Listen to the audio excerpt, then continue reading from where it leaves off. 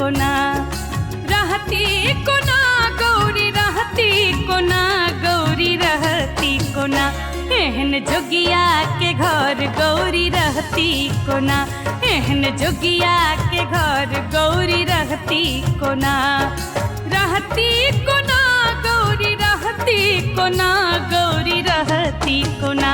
एहन जोगिया के घर गौरी रहती कोना, हे बौरहवा के घर गौरी रहती कोना।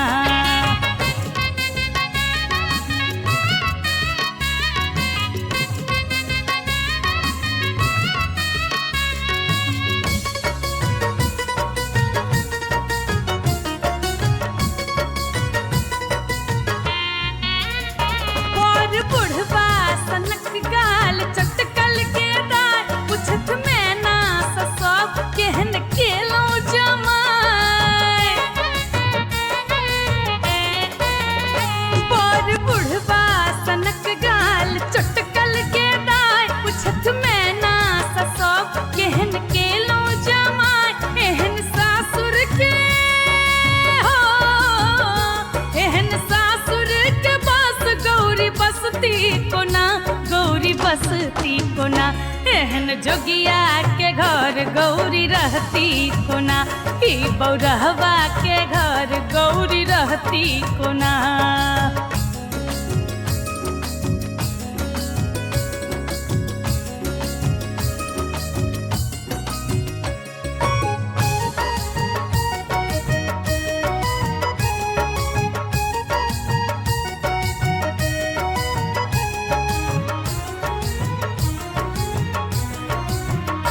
रहन सदखन महादेव संग भूते परे गरा बिखधर रही रही काढ़न छन पेच,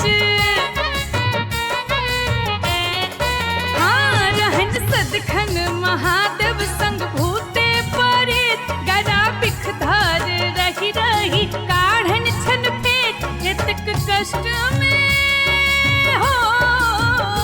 एतक कष्ट में दिन धिया कटती कोना, धिया कटती कोना,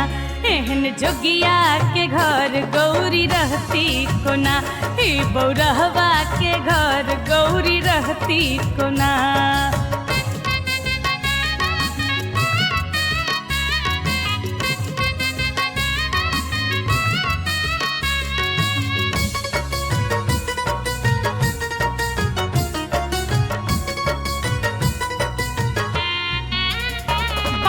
महल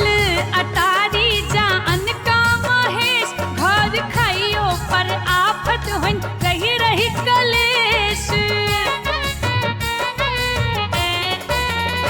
पटथ महल अटारी जान का महेश घर खाइयो पर आफत होन रही रही कलेश, बउआ कार्तिक गणेश हो बउआ कार्तिक गणेश के पोसती कोना, गौरी पोसती कोना, एहन जोगिया के घर गौरी रहती कोना, ई बौरहवा के घर गौरी रहती कोना,